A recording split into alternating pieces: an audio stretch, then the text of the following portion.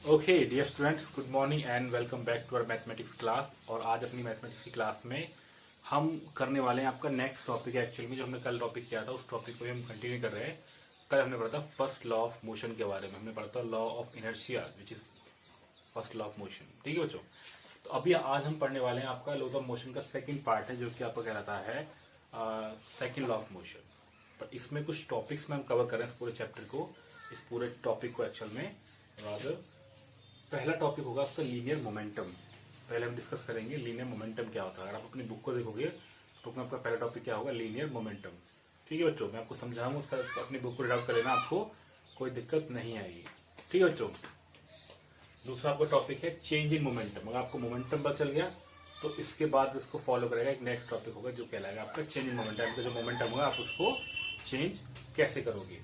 अब इसी चीज को अगर आप टाइम के साथ डिवाइड कर दोगे तो क्या रहेगा, rate of change of momentum. क्या कहलाएगा आपको, rate of change of momentum. और इसी को ही फॉलो करते हुए हमारा फिर आ जाएगा, इन सब चीजों को कंक्लूड करके हम कह देंगे कि Newton second law of motion क्या होता है, उसका हम स्टेटमेंट लिख देंगे और आपको उसमें आ जाएगा। ठीक है बच्चों। और लास्ट में फिर आ जाएंगे इससे एग्जाम्पल, और इस तरीके से हम आपके इस टॉपिक को कवर कर लेंगे। चलिए बच्चों, आई होप आपको अपना आउटलाइन पता चलिए कि आपको क्या क्या चीजें इस टॉपिक में हम पढ़ने वाले हैं, इस वीडियो में हम आज करने वाले हैं। ठीक है बच्चों। तो सबसे पहले हम डिस्कस करेंगे लीनियर मोमेंटम के बारे में। किसके बारे में डिस्कस करेंगे यहाँ पे, लीनियर मोमेंटम के बारे में। चलो स्टार्ट करते हैं बच्चों। ओके बच्चों, तो अभी हम पढ़ने वाले हैं आपका फर्स्ट पॉइंट है जो कि कहलाता है आपका लीनियर मोमेंटम। तो बच्चों लीनियर मोमेंटम को पढ़ने से पहले हमें दो चीजें अपने दिमाग में लेके आनी है। सबसे पहले कि अगर देखो, मैं दो एग्जांपल लेकर बताता हूँ आपको यहाँ पे। पहला एग्जांपल क्या है, आपके पास दो ऑब्जेक्ट है, एक ये वाला ऑब्जेक्ट है, एक ये वाला ऑब्जेक्ट है।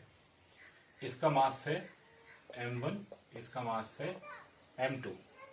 और जो आपका m1 है वो बड़ा है m2 से, यानी कि आपका जो पहला वाला ऑब्जेक्ट है वो हैवियर है। ठीक है बच्चों, बात समझ रहे हो, कैसा आपका हैवियर है, यानी कि वो आपका भारी है। ठीक है। अगर वो भारी होगा, अब मुझे ये किसी स्पीड से चल रहा है, मान लो इसकी वेलोसिटी v1 है, इसकी वेलोसिटी v2 है। अब मुझे इन दोनों को, मान लो यहाँ से जाके मुझे इन दोनों को रोकना है। मैंने कहा कि मैंने यहाँ पे आके इनको रोकना है मुझे। ठीक है बच्चों। तो मैं इन्हें कैसे रोकूंगा बताओ, मतलब मुझे कितना फोर्स अप्लाई करना पड़ेगा। कहने का मतलब क्या है कि जो हैवियर ऑब्जेक्ट है, अगर दोनों की वेलोसिटी सेम है, दोनों की वेलोसिटी कितनी है, सेम है, और मैं इनको रोकने जा रहा हूं, तो बच्चों ध्यान से सुनना मैं क्या बोल रहा हूं यहाँ पे, कि अगर दो ऑब्जेक्ट है, एक भारी एक हल्का है, दोनों की स्पीड सेम है, तो मुझे पहले वाले ऑब्जेक्ट को रोकने में ज्यादा फोर्स लगाना पड़ेगा। ठीक है बच्चों। सो मोर फोर्स इज रिक्वायर्ड। तो हमें इसको आगे बढ़ाने के लिए ज्यादा फोर्स की रिक्वायरमेंट होगी। बच्चों बस हमारे यहाँ पे सिमिलरली ये तो केस वन हो गया। ये क्या, केस वन। केस वन में मैंने आपको क्या समझाया, लीनियर मोमेंटम को हम समझने से पहले इस चीज को हम समझ रहे हैं यहाँ पे, कि अगर मुझे किसी ऑब्जेक्ट को कोई ऑब्जेक्ट, दो ऑब्जेक्ट चल रहे हैं लेकिन एक ऑब्जेक्ट भारी एक ऑब्जेक्ट हल्का है, तो जब भारी ऑब्जेक्ट होगा और हल्का ऑब्जेक्ट दोनों सेम वेलोसिटी से चल रहे हैं, सेम वेलोसिटी चल रहे होंगे, तो मुझे भारी वाले ऑब्जेक्ट को रोकने में ज्यादा फोर्स की रिक्वायरमेंट होगी। और समझ आ गया बच्चों। अब आता है आपका केस नंबर 2। क्या है आपके यहाँ पे, केस नंबर 2। ओके बच्चों, तो अभी हम यहाँ इसका केस नंबर टू डिस्क्राइब करते हैं। यहाँ पे हम इसको केस नंबर 2 को समझते हैं बच्चों। यहाँ पे जो आपका केस नंबर 2 है, अब हमने क्या किया, दोनों के मास सेम कर दिए, दोनों के हमने मास सेम कर दिए।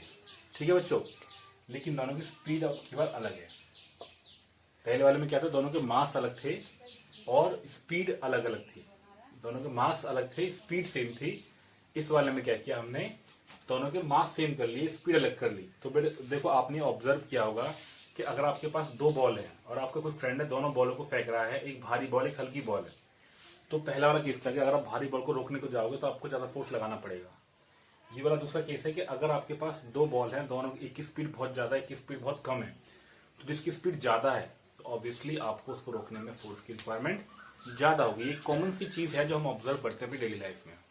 आप क्रिकेट खेलते होगे तो आप इस चीज को ऑब्जर्व करते होगे। आई होप बच्चों आपको समझ में आ रहा होगा। ठीक है, अगर समझ में नहीं आ रहा होगा प्लीज डोंट हेजिटेट, आप डरना बिल्कुल नहीं है, घबराना बिल्कुल भी नहीं है। Physics is the most easy subject. ठीक है। ओके बच्चों, तो अगर हम यहाँ पे एक चीज को ध्यान से देखें तो हमें एक चीज दिख रही है। दोनों केसेस को देख के अगर हम दोनों केसेस को अलग अलग लिख के देखें तो हम देख रहे हैं यहाँ पे हमने क्या महसूस किया दोनों केसेस को देख के कि भाई किसी भी ऑब्जेक्ट का जो फोर्स है वो दो चीज पर डिपेंड कर रहा है।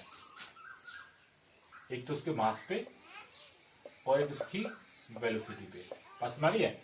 किसी भी ऑब्जेक्ट को अगर मैंने कहा भाई किसी ऑब्जेक्ट को रोकने के लिए फोर्स की रिक्वायरमेंट हो रही है, इसका मतलब क्या है कि हम बात कर रहे हैं यहाँ पे किसी भी ऑब्जेक्ट को चलाने के लिए या रोकने के लिए, वो एक ही टर्म है।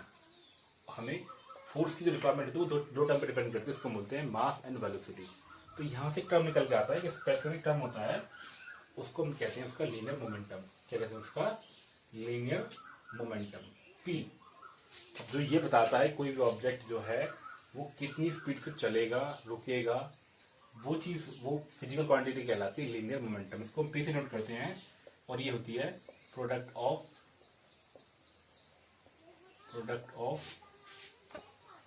मास एंड वेलोसिटी। ठीक है बच्चों, तो product of mass and velocity कहलाती है आपकी क्या? Linear momentum. यानी पी इक्वल टू आ गया M into we.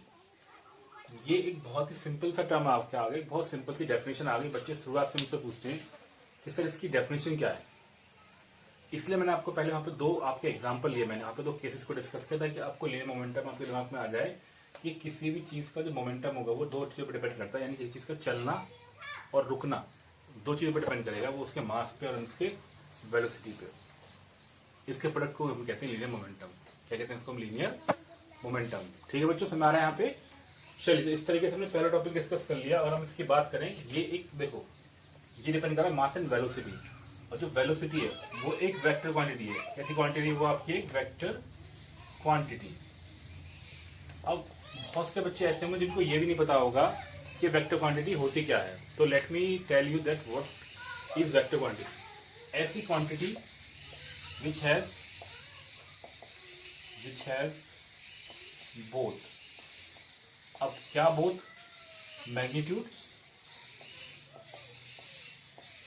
As well as direction. एक ऐसी चीज जिसके पास मैग्नीट्यूड भी होगा और डायरेक्शन भी होगी, उसको हम बोलते हैं उसका, क्या बोलते हैं उसका? उसको, उस क्वांटिटी को हम बोलते हैं वेक्टर क्वांटिटी। जिस क्वांटिटी के पास मैग्नीट्यूड और डायरेक्शन दोनों होंगे उसको बोलते हैं उसकी वेक्टर क्वांटिटी। ठीक है बच्चों, जैसे कि आपका वेलोसिटी, अगर हम बोलते हैं वेलोसिटी किसी ऑब्जेक्ट की 10 मीटर पर सेकंड है, तो हम बोलेंगे वो 10 मीटर पर सेकंड होगा इन साउथ या ईस्ट या नॉर्थ। तो ये 10 मीटर है, ये तो आपका मैग्नीट्यूड है। ये क्या आपका? मैग्नीट्यूड। और प्लस ये साउथ है, ये है आपकी डायरेक्शन। तो ऐसी फिजिकल क्वांटिटी जिसके पास magnitude as well as direction दोनों होंगे, that is known as the vector quantity. तो हमारा जो लीनियर मोमेंटम है ये भी एक वेक्टर क्वांटिटी है। ठीक है बच्चों, तो ये छोटा सा टॉपिक था, हमने यहाँ पे इसको समझ लिया है। बस इसकी अगर हम बात कर ले यूनिट की, जो कि कोई बड़ी बात नहीं है। अगर आपने इसको देखो कि ये दो चीजों पर डिपेंड कर रही है यहाँ पे, मास पे और वेलोसिटी पे। तो अगर मैं इसको एसआई सिस्टम में बात कर लूँ, इन एसआई सिस्टम, ठीक है बच्चों, तो एसआई सिस्टम के अंदर क्या हो जाएगा? मास तो होता है केजी में, मास तो होता है आपका केजी में, और वेलोसिटी आपकी होती है मीटर पर सेकेंड में। तो ये आपका आ गया 1 kg मीटर सेकेंड इनवर्स। ये आ गई किसकी? Unit of P.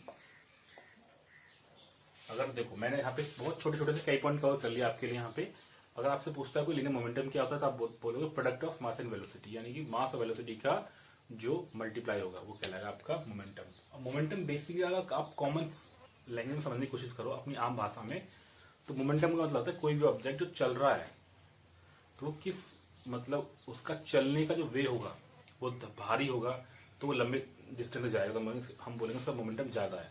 अगर वो हल्का होगा तो बोलेंगे उसका मोमेंटम कम है। यानी किसी ऑब्जेक्ट का चलना या रुकना डिपेंड करता है उसके मोमेंटम पे, या मोमेंटम जो है उसका एक मेजरमेंट हो जाएगा कि किसी भी ऑब्जेक्ट का चलना और रुकना क्या होता है। ठीक है बच्चों, बस हमारे यहाँ पे तो ये हमने पढ़ लिया, और हमने पढ़ लिया इसके इस फॉर्मूले के बारे में, हमने पढ़ लिया इसके यूनिट के बारे में, हमने इसके पढ़ लिया इसका मतलब हमने एक छोटा सा टॉपिक आपका कवर कर लिया लीनियर मोमेंटम। हमारा नेक्स्ट टॉपिक है आपका change in momentum. Next topic बच्चों क्या आपका, मैंने आपको बताया था कि हम एक टॉपिक को कवर करेंगे यहाँ पे, तो नेक्स्ट टॉपिक है आपका चेंज इन मोमेंटम। अब इसी मोमेंटम को ही अगर हम चेंज कर दें तो ये बन गया आपका चेंज इन मोमेंटम। अब मान लो कोई ऑब्जेक्ट था आपका, ये ऑब्जेक्ट ये चल रहा है आपका, इसका मास है m1, इसकी वेलोसिटी मान लो u है, इसकी वेलोसिटी क्या है u है। कुछ समय के बाद अब इसका मास तो सेम ही रहेगा m1, पर इसकी वेलोसिटी v हो गई, यानी कि इसने अपनी स्पीड को बढ़ा लिया। तो चेंज इन मोमेंटम क्या हो जाएगा, चेंज इन मोमेंटम। ठीक है बच्चों, इसको हम डेल्टा पी से नाम दे देंगे, इसको क्या नाम दे देंगे, डेल्टा पी। तो ये क्या हो जाएगा आपका final momentum minus initial momentum, यानी कि ये हो जाएगा, मास तो सेम ही है तो मास को m मान लो, खाली m into delta we. Delta we का मतलब क्या हो गया आपका, चेंज इन वेलोसिटी, यानी कि v माइनस क्यू। ये आपका डेल्टा पी आ गया। ठीक है बच्चों, देखने में आपको थोड़ा अजीब सा लग रहा होगा मेरे हिसाब से। क्यों लग रहा होगा कि हमने यहाँ पे कुछ नए टर्म यूज कर लिए। नए टर्म क्या, जैसे आपका डेल्टा वी है तो डेल्टा वी का मतलब क्या है, चेंज इन वेलोसिटी, और डेल्टा पी का मतलब क्या है, चेंज इन मोमेंटम। तो ये क्या आ गया आपका चेंज इन मोमेंटम। ठीक है बच्चों, आई होप समझ आ रहा होगा। ठीक है, और कोई भी दिक्कत लग रही है तो प्लीज डोंट हेजिटेट, हमें यहाँ पे कुछ घबराने वाली बात नहीं है। ओके, तो ये हमारा क्या रहेगा आपका चेंज इन मोमेंटम। कोई दिक्कत बच्चों बताओ इसमें, ये तो छोटा सा पॉइंट था, बहुत बड़ा पॉइंट नहीं है आपका। आपने मोमेंटम की बात करें, आपने मोमेंटम को चेंज कर लिया तो, क्योंकि अब देखो, अब मान लो कोई ऑब्जेक्ट इनिशियली u इसकी वेलोसिटी 0 है, तो आपका क्या हो जाएगा, डेल्टा पी क्या हो जाएगा आपका mv। तो वो वाला तो आपका 0 है, तो आपका mv आ गया आपका मोमेंटम। इसको हम बोलेंगे उसका चेंज इन मोमेंटम, यानी कि कोई ऑब्जेक्ट अगर इनिशियली 0 से चल रहा है और फाइनली वो पहुंच गया आपको 50 मीटर पर सेकंड पे, कितना पहुंच गया वो आपका 50 मीटर पर सेकंड। यहाँ पे एग्जाम्पल लेगा आपका, मान लो एक ऑब्जेक्ट है, उसका मास है आपका 10 kg और उसकी इनिशियल वेलोसिटी 0 है और फाइनल वेलोसिटी कितनी है 10 मीटर पर सेकंड, यहाँ पे आप मान लो 5 मीटर पर सेकंड है। ठीक है बच्चों, तो आप बोलोगे चेंज इन मोमेंटम, यानी कि डेल्टा पी क्या हो जाएगा आपका m इंटू वी, यानी कि 10 इंटू 5, तो आएगा आपका 50 किलोग्राम मीटर पर सेकेंड पर। कोई दिक्कत बच्चों इसमें, आपको इसे नंबर के लिए फेस करने पड़ सकते हैं, इसलिए यहाँ पे आपको डिस्कस करना है यहाँ पे। चलिए बच्चों, तो ये दो पार्ट था, बहुत बड़ा पार्ट नहीं था, लेकिन जो सबसे मेन पार्ट है इस टॉपिक का वो है rate change of linear momentum. क्या वो आपका rate change of linear momentum, यानी चेंज ऑफ लीनियर मोमेंटम में हमने एक चीज और जोड़ दी, जिसको मैं बोलते हैं यहाँ पे रेट। क्या बोलते हैं इसको यहाँ पे रेट। तो rate change of linear momentum ये आपका नेक्स्ट टॉपिक है, हम इसको डिस्कस कर लेते हैं।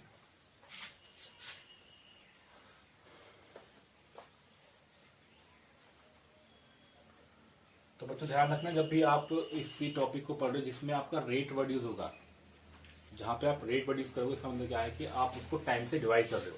क्या कर रहे हो आप उसको टाइम से डिवाइड कर रहे हो। तो जैसे मैंने कहा चेंज इन मोमेंटम, तो चेंज मोमेंटम तो ये है, और मान लो मैंने इसको चेंज कर दिया टाइम के साथ में, तो डेल्टा पी हो गया। तो डेल्टा पी क्या होगा आपका, मतलब डेल्टा पी पर डेल्टा टी आ गया आपका change in rate change of linear momentum. क्या होगा आपका ये rate change of linear momentum, क्या बन जाएगा ये आपका M delta V upon delta T, यानी कि मैंने दोनों को डेल्टा टी से डिवाइड कर दिया। ठीक है बच्चों, तो ये क्या आ गया, आप इसको m अगर यहाँ पे कर लो, ये वाला टर्म देखो, अगर आपने थोड़ा सा पिछला चैप्टर अच्छे से करा होगा तो delta v upon delta T क्या होता है, एनी आइडिया? यस, तो delta v upon delta T का मतलब क्या हो जाएगा आपका एक्सेलरेशन। क्या बन जाएगा आपका एक्सेलरेशन, तो इसको हम बोलते हैं m इंटू ए। तो delta p upon delta T क्या बन गया आपका m into delta v upon delta T, और आपको m इंटू ए। इसको हम बोलते हैं क्या, time rate change of momentum. क्यों बोलते हैं इसको ऐसा, अगर आप ध्यान से देखो तो मैंने एक चीज यहाँ पे बीच में लाइन मिस कर दी है, आप उसको भी देख लो।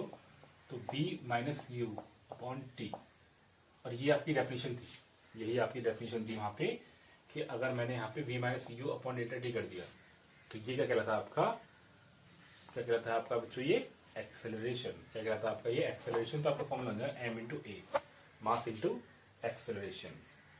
तो इस तरीके से आप एक लाइन लिख सकते हो, rate change of momentum. Rate change of momentum क्या कहलाएगा आपका, मास इंटू एक्सेलरेशन। ठीक है बच्चों, तो ये इस आपके इस टॉपिक का आपका रिजल्ट आ गया, इस टॉपिक का रिजल्ट आ गया कि अगर कोई भी ऑब्जेक्ट होगा उसके मोमेंटम को आप टाइम से डिवाइड करोगे, बेसिकली उसका आप रेट निकालोगे, तो that will be equal to the mass in the acceleration. वो किसके होगा? आपका मास इंटू एक्सेलरेशन के बराबर होगा। ओके बच्चों, समझ में आ रहा है? चलो आगे चलते हैं यहाँ पे। ठीक है, so the rate change of momentum is equal to the product of mass and velocity. Simply आपको दिख रहा है product of mass and velocity, हम मास एंड एक्सेलरेशन कर रहे हैं यहाँ पे, क्योंकि product of mass and velocity upon time which is called change momentum, time rate change of momentum. Okay बच्चों, आई होप आपको समझ आ रहा होगा। चलिए, तो मैंने आपको बता दिया यहाँ पे। अब देखो, अब ये टॉपिक आपको समझ में आ गया हो तो हमारा नेक्स्ट टॉपिक जो है एक्चुअल में वही आपका मेन टॉपिक है। अभी तक जो हमने किया सारा linear momentum, change linear momentum, rate change of linear momentum. अब फाइनली हमारा आ गया न्यूटन का सेकंड लॉ।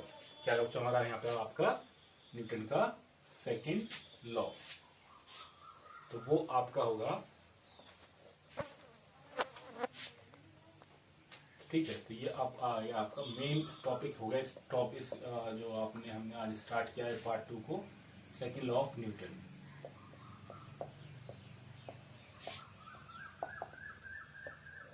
ठीक है बच्चों, अब देखो न्यूटन का जो सेकंड लॉ है, बेसिकली कोई भी ऑब्जेक्ट जो चलता है, यानी कि जो आपका इनर्शिया वाला जो टॉपिक था ना, हमने क्या किया था कि कोई भी ऑब्जेक्ट चल रहा है चलता रहेगा, कोई भी ऑब्जेक्ट रुका है तो वो रुका रहेगा जब तक कि कोई इसको बाहर से आके रोके ना।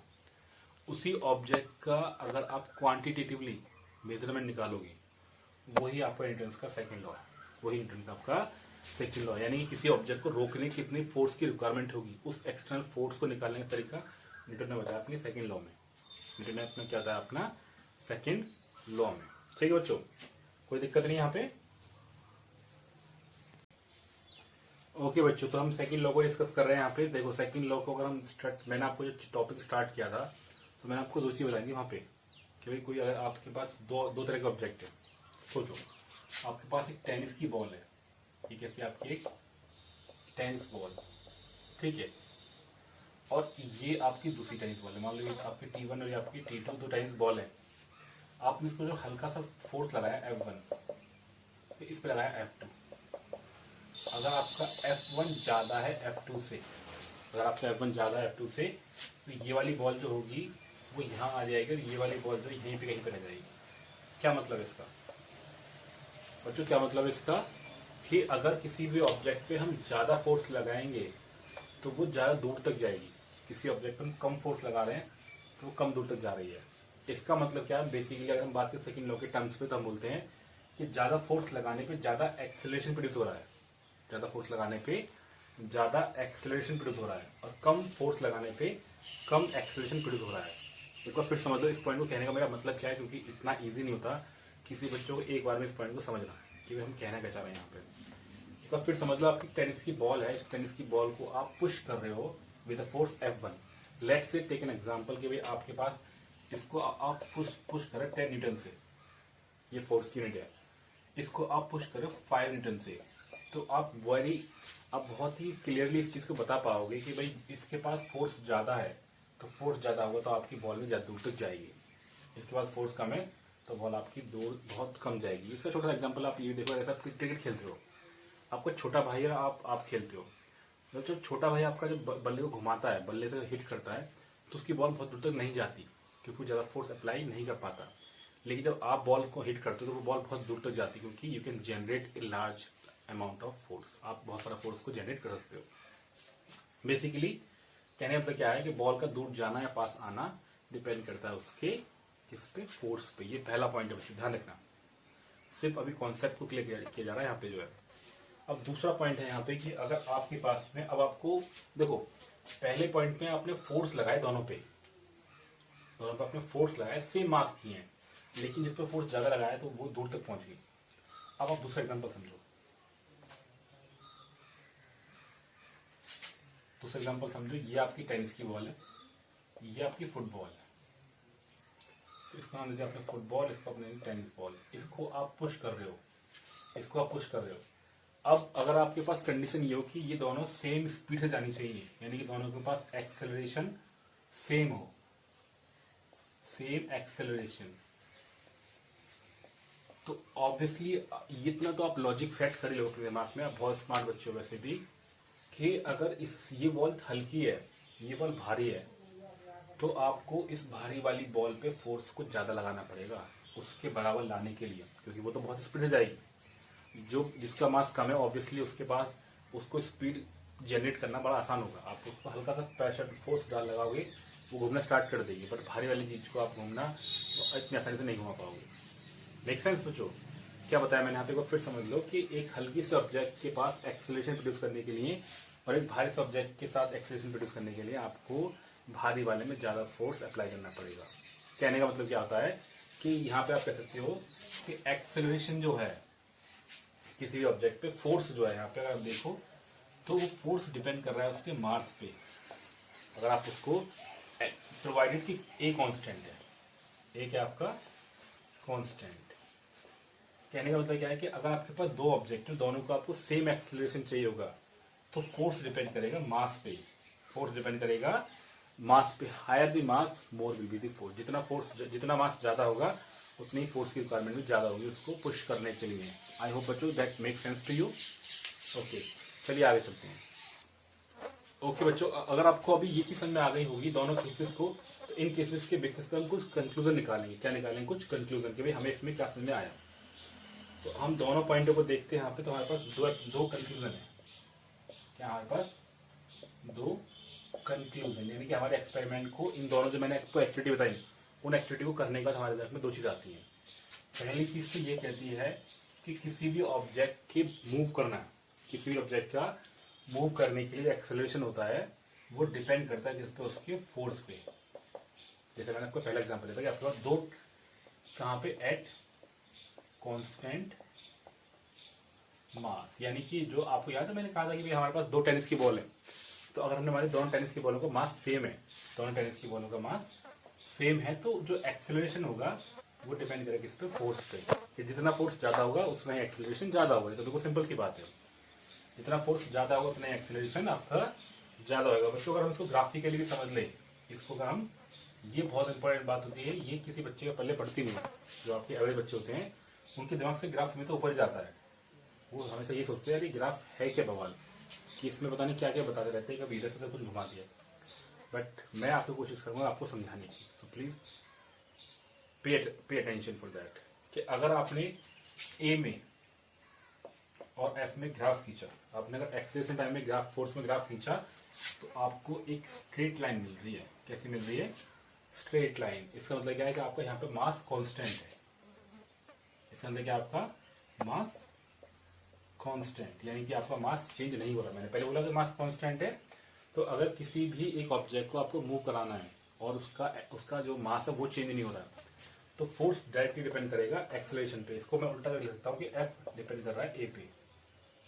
किसी ऑब्जेक्ट का तेज चलना या हल्का चलना डिपेंड करता है उसके फोर्स पे, प्रोवाइडेड कि मास नहीं बदल रहा है, मास सेम है। पहला पॉइंट क्लियर बच्चों यहाँ पे? चलिए दूसरा पॉइंट समझते हैं। यहाँ पे जो दूसरा पॉइंट है वो बहुत अच्छा है।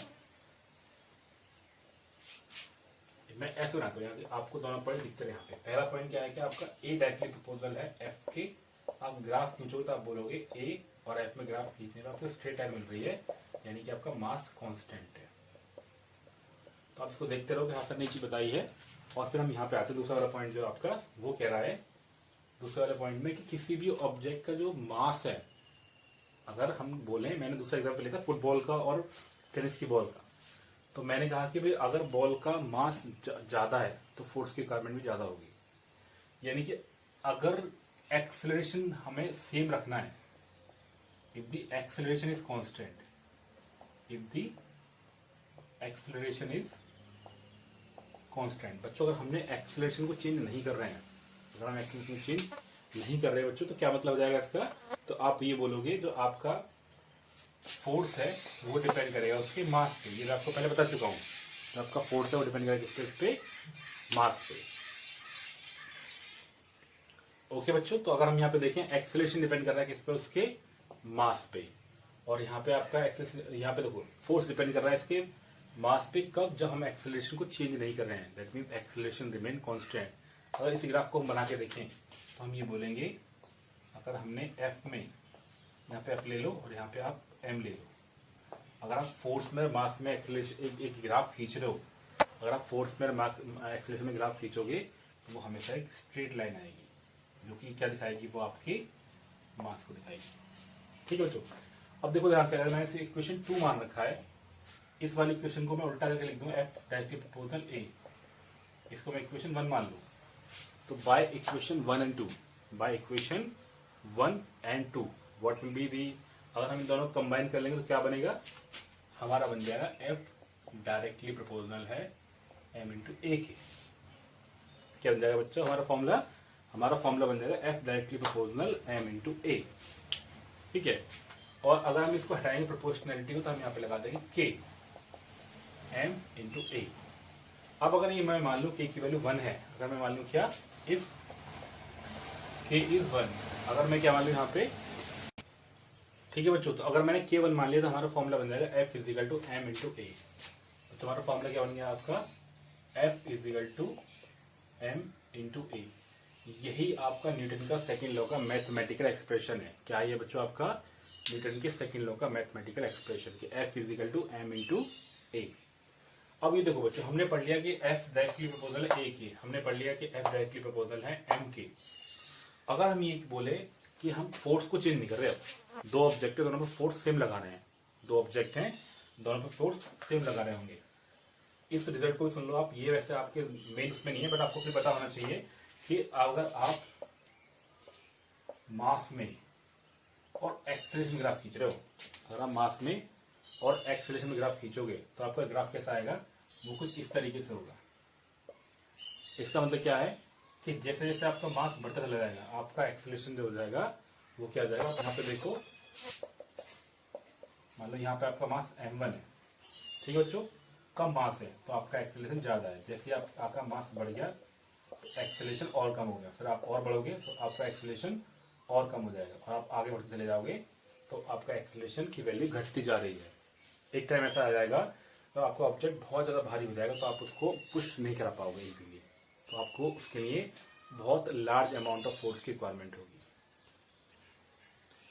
ओके बच्चों, बात में आ गई यहाँ पे आपको कि अगर आप इसमें एक्सेलरेशन में और मास में ग्राफ खींचोगे, कहाँ पे, कांस्टेंट फोर्स पे, एफ अगर आपका चेंज नहीं कर रहे हो आप, अगर आप फोर्स को चेंज नहीं कर रहे हो, एक ऐसा सिनेरियो आप ले सकते हो वहां पे कि जहाँ पे आप फोर्स तो सेम ही लगा रहे हो और आप इसमें वेरिएशन चेक करो एक्सेलरेशन में मास में, तो आपका एक्सेलरेशन की वैल्यू जो होगी बढ़ते बढ़ते, अगर आपका मास बढ़ेगा तो एक्सेलरेशन की वैल्यू बहुत धीरे से बहुत ज्यादा घट रही है ना, मास बढ़ते जा रहा है, आपकी एक्सेलरेशन की वैल्यू घटती जा रही है। इससे मतलब क्या है, ऑब्जेक्ट जितना भारी होगा उसको एक्सेलरेशन उतना ही कम मिलेगा, यानी उतनी उसको इजीली इतना मूव नहीं कर पाएंगे। ठीक है बच्चों, बस मैं यहाँ पे बताओ कोई दिक्कत है तो। और मैंने आपको बताया यही आपका मैथमेटिकल एक्सप्रेशन है F equal to M A, Newton का सेकंड लॉ का, इसे बोलते हैं सेकंड लॉ ऑफ मोशन का एक्सप्रेशन, यानी कि formula F equal to M into A. चलो बच्चों आगे, आप यहाँ पे छोटा सा पॉइंट है आपका, अगर हम देखें तो हमें इससे एक रिजल्ट मिला जिसको मैंने कहा कि ये आपके सेकंड लॉ का मैथमेटिकल एक्सप्रेशन है, F equal to M into A. तो ये क्या आपका फोर्स है, क्या है आपका फोर्स। अब इसकी हम यूनिट की बात करेंगे यहाँ पे, unit of force in CGS और SI.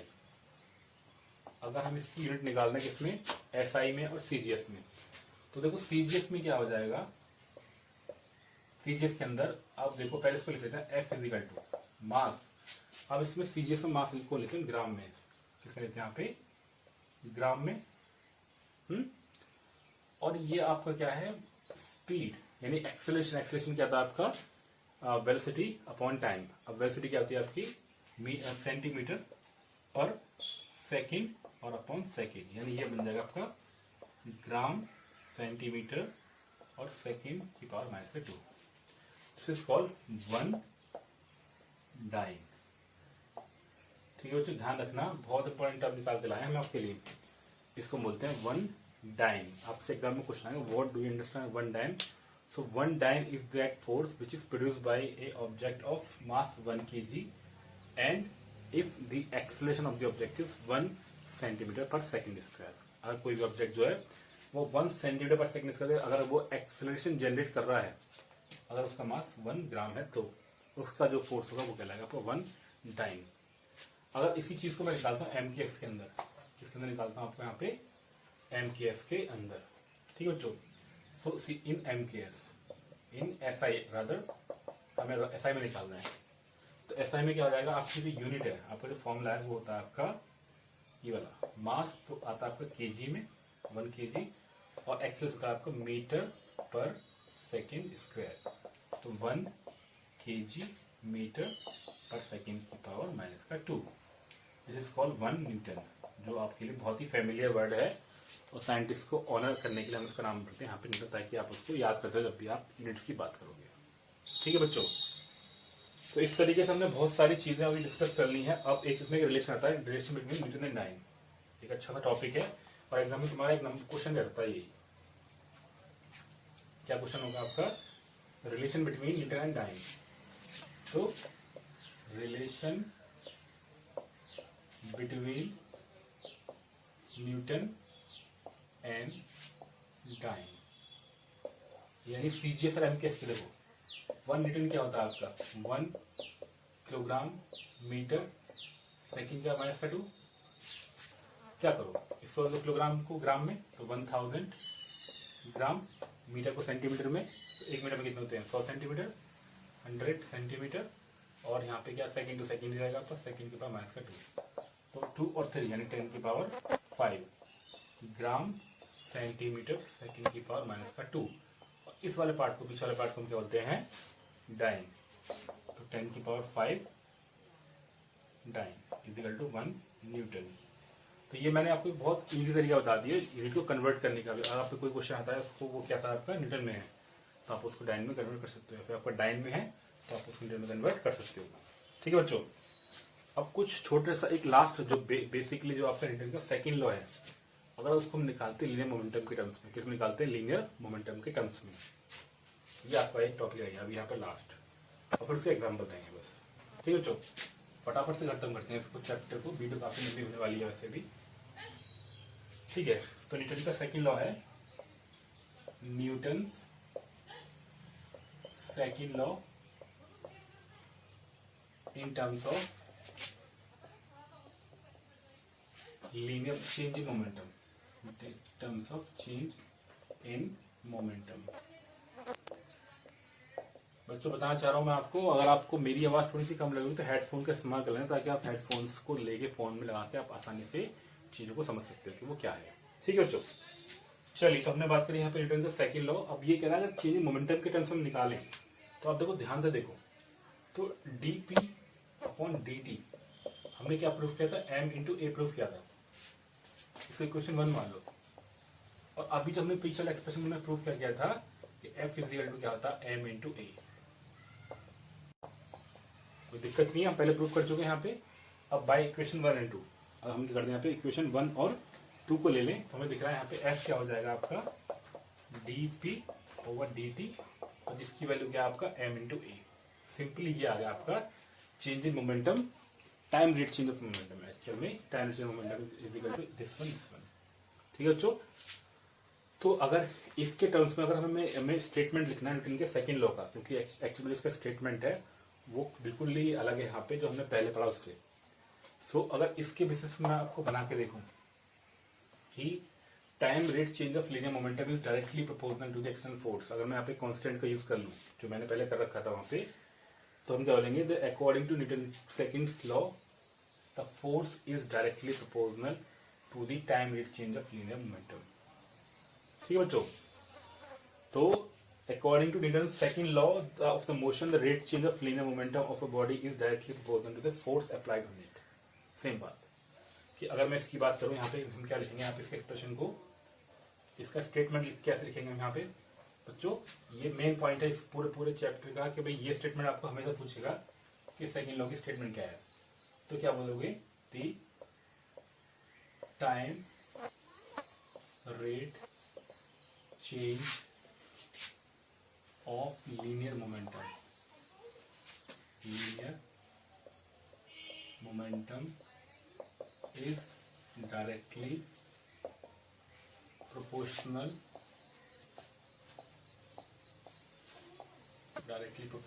to the external force। ठीक है बच्चों, बात समझ रही है। तो ये आपका एक्सप्रेशन हो गया और प्रोवाइडेड कि आपका फोर्स जो है उसकी डायरेक्शन में अप्लाई हो रहा है, कि वो फोर्स जो आपका आपका मोशन को प्रोड्यूस कर रहा है, मोशन उसकी वजह से हो रही है। ठीक है बच्चों, तो time rate change of linear momentum is directly proportional to the external force applied on the object. ठीक है बच्चों, अप्लाइड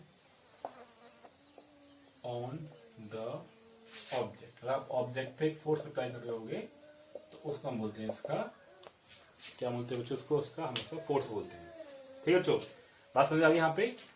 बताओ कोई दिक्कत है तो यहाँ पे? अगर देखो ये मैंने आपको समझा ही रखा है यहाँ पे बेसिकली। अब हम यहाँ पे बात कर रहे हैं, एक चीज और भी है कि इसी फर्स्ट लॉ से हम थर्ड को निकाल सकते हैं। जब मैं पढ़ानी अभी तो उसको निकालने को पॉइंट बनता ही नहीं है, लेकिन अगर मुझे फर्स्ट लॉ से या आपका क्या इसको सेकंड लॉ से फर्स्ट लॉ निकालना है, क्या निकालना है? फर्स्ट लॉ से। ठीक है बच्चों, तो पॉइंट ये है कि अगर मुझे यहाँ पे आपका क्या करना है, अगर मुझे आपका सेकंड लॉ से फर्स्ट लॉ निकालना है, क्या निकालना है मुझे आपको सेकंड लॉ से फर्स्ट लॉ निकालना होगा, तो मैं देखो अपने फॉर्मूले को थोड़ा सा चेंज कर देखता हूँ आपको। आप ध्यान से देखो मेरा फॉर्मूला क्या बना है कि एफ जो है वो आपका होता है, एफ क्या होता है आपका, ओके बच्चों, तो यहाँ पे सिर्फ एक पॉइंट रह गया था यहाँ पे कि अगर मुझे इस सेकंड लॉ से फर्स्ट लॉ को ड्राइव करना हो तो मेरा फॉर्मूला होता है F equal to delta P upon delta T, और इसकी वैल्यू क्या होती है आपकी एम ए। ठीक है बच्चों, तो यानी एफ से आ गया आपका M V minus U upon T आ गया। अब हम कह रहे हैं जो आपको फर्स्ट लॉ होता है वो ये कहता है कि अगर कोई भी ऑब्जेक्ट वो चल रहा है तो चलता रहे, वो रुक रहा है तो रुकता रहे, जब तक कि कोई उसके ऊपर एक्सटर्नल फोर्स काम ना करे, यानी कि एफ आपका जीरो हो गया। हमने क्या बोला कि वो जब तक चलता रहे रुकता रहे जब तक कि कोई उसके ऊपर काम ना करे, तो हमने क्या बोला एफ आपका जीरो हो गया। अब यहाँ पे जीरो पुट कर दिया तो M V minus U upon T आ गया, क्रॉस मल्टीप्लाई हुआ तो आपका वी जीरो कितना आ गया, यू आ गया, आ जाएगा। एम तो जीरो होता है क्योंकि एम तो कभी जीरो होगा नहीं, तो वी माइनस यू क्या होना है, जीरो पुट कर दिया। एम तो कोई ऑब्जेक्ट है, ऑब्वियसली आपके ऑब्जेक्ट होंगे तो उनके पास कोई ना कोई मास जरूर होगा, तो M can not be zero, so V is equal to U आ गया। वी माइनस यू हमने जीरो पुट कर दिया, इससे क्या आ गया आपका V is equal to U आ गया। बच्चों क्या आ गया इससे आपका V is equal to U. इसका मतलब क्या है, कोई भी ऑब्जेक्ट अगर वो मोशन में है तो मोशन में ही बना रहेगा इस पॉइंट से, आप बोल सकते हो। और अगर आपने बोला वो रुका हुआ था स्टार्टिंग में, यानी आपने माना है वी जीरो है तो यू भी जीरो हो जाएगा। उल्टा बोलते मैंने यहाँ पे, अगर आपका यू जीरो है तो आपका वी भी जीरो हो जाएगा। ये आपकी स्टेट ऑफ रेस्ट के लिए आ गया। मैं यहाँ पे लिखता हूँ इसको, जब यू जीरो है तो वी जीरो आ गया, तो ये आ गया आपकी state of rest. State of rest यानी कि आपका इनर्शिया वाले लॉ का पहला पॉइंट क्लियर हो गया। और अगर v है आपका u है, यानी कि वो जिस स्पीड से आ रहा था उसी स्पीड से ही जाता रहेगा। इसका मतलब क्या है, आपका u और v दोनों बराबर है। इसका मतलब क्या है कि ऑब्जेक्ट का इनिशियल वेलोसिटी और फाइनल वेलोसिटी सेम है, अगर कोई बाहर से कोई फोर्स काम नहीं कर रहा है। तो ये आपका लॉ ऑफ मतलब इनर्शिया का सेकंड पॉइंट हो गया, इनर्शिया ऑफ मोशन। ये आ गया आपका इनर्शिया ऑफ मोशन। बच्चों ये वाला क्या आ गया आपका inertia of rest, inertia of rest. ठीक है, तो कोई दिक्कत नहीं यहाँ पे। चलो, तो ये कुल मिलाकर हमने सारे पॉइंट डिस्कस कर लिया। अब इसका एक इंपॉर्टेंट पॉइंट आएगा कि भाई हमें अब इसके एप्लीकेशन पढ़ने, इसका फायदा क्या है। हम इस लॉ को पढ़ रहे हैं, इस लॉ को फायदा क्या है, तो इसके कुछ एग्जाम्पल्स हैं, मैं तुम्हें बताता हूँ। और एग्जाम में आपके एग्जाम्पल्स आएंगे, आप एग्जाम में आपके वो एग्जाम्पल्स को ही डिस्कस करवाएगा, पूछेगा भाई इसका क्या यूज है। जैसे एक छोटा सा एग्जाम्पल है यहाँ पे, जब भी आपके पास आप एक क्रिकेटर है, तो आपने देखा जब वो बॉल को कैच कर रहा होता है तो वो हाथों को ऐसे पीछे कर लेता है, बॉल को कैच करता है हाथों को ऐसे पीछे कर लेता है। तो वो ऐसा क्यों करता है, उसको ऐसे करने की जरूरत क्या है, वो डायरेक्ट ऐसे क्यों नहीं पकड़ता, सीधे सीधे हाथों को क्यों नहीं करता। तो उस चीज को हम यहाँ पे डिस्कस करते हैं। ठीक है,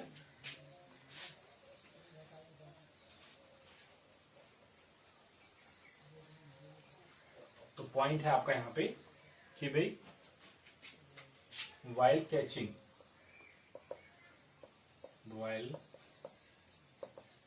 catching a ball, क्रिकेटर क्या करता है, क्रिकेटर withdraw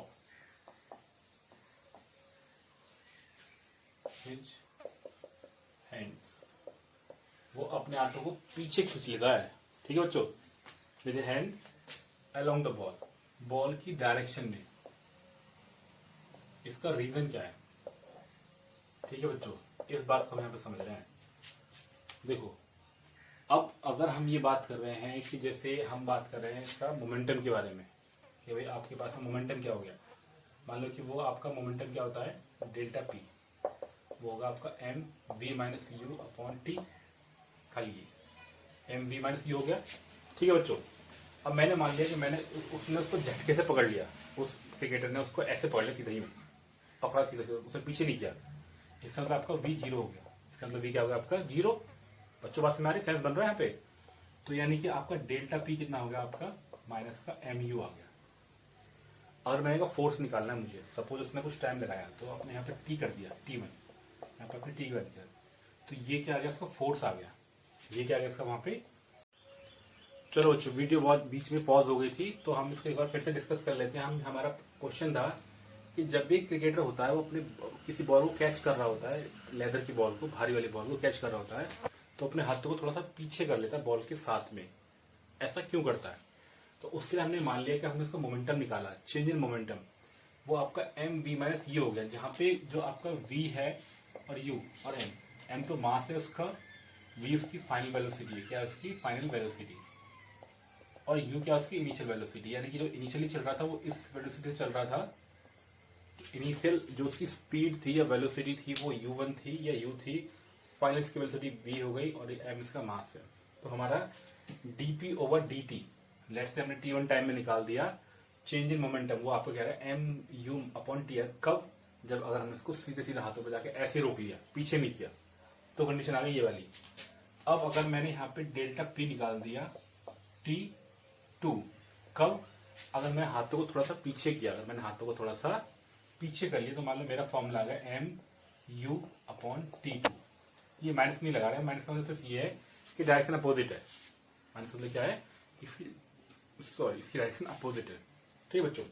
तो delta P upon delta T आ गया, एम यू अपॉन टी2 आ गया। अब ध्यान से देखो, अगर मैंने टाइम थोड़ा सा ज्यादा लगाया है, अगर T2 जो है वो बड़ा है T1 से, इन दोनों पॉइंटों में अगर T2 बड़ा है T1 से, तो अगर मैंने इसको नाम दे दिया F1 और मैंने नाम दे दिया इसको F2, बस ध्यान से समझना बच्चों, सिंपल सी बात है लेकिन समझिए ध्यान से कि अगर T2 बड़ा है T1 से, यानी कि सेकंड वाले में टाइम ज्यादा लग रहा है, ये वाला केस उसने अपने हाथों को पीछे कर लिया है, तो इसमें फोर्स हो जाएगा कम। क्यों? ध्यान से देखो, ये इनवर्सली प्रोपोर्शनल है। जितना फोर्स कम होगा, जितना टाइम ज्यादा होगा उतना ही फोर्स कम होगा, जितना टाइम कम होगा उतना ही फोर्स ज्यादा होगा।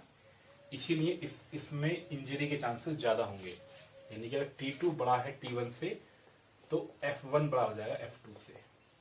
ये पॉइंट है इसका समझने वाला कि अगर T2 बड़ा है T1 से, तो F1 बड़ा हो जाएगा F2 से। यानी कि पहले वाले केस में आपको इंजरी होने के चांसेस ज्यादा होंगे, सेकंड वाले केस में इंजरी होने के चांसेस कम होंगे अगर आप उसके साथ लेकर आते अपने पीछे की तरफ। यही इसका रीजन था, यही इसका कॉज है। आप अपना पढ़ के देखना, आपको बिल्कुल ये चीज रखी होगी बिल्कुल समझाने के लिए।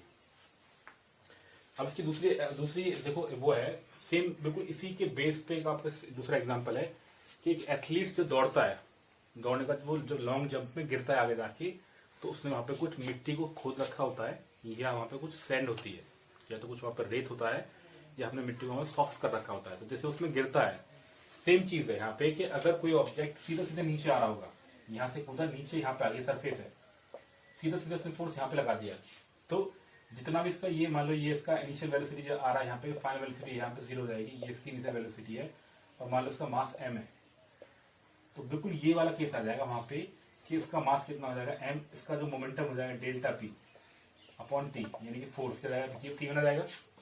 और अगर मैंने यहाँ पे थोड़ा सा रेत लगा दिया, थोड़ा सा क्या लगा दिया, यहाँ पे रेत लगा दिया, तो अब थोड़ा टाइम बढ़ गया, तो डेल्टा p अपॉन T2 और एम यू अपॉन T2 ये आ जाएगा। कहने का मतलब क्या, सिंपल वर्ड्स में अगर आपको पहला एग्जांपल समझ में आ गया होगा, तो आप ये बोल सकते हो कि रेत में जब वो गिरेगा, तो रेत में गिरने से उसका टाइम थोड़ा सा टाइम वो बढ़ा लेगा। तो गिरने का जो उसका जर्क होगा, जो उसमें झटका लगने वाला होगा, उस टर्म को हम बोलते हैं इम्पल्स। बोलते हैं उसको इम्पल्स। इम्पल्स का मतलब क्या, force for short time of interval. आप इसको लिख लो कहीं पे, काम आ जाएगा आपको। एक टर्म होता है इम्पल्स।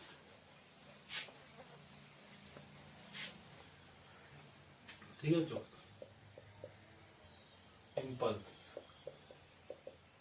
फोर्स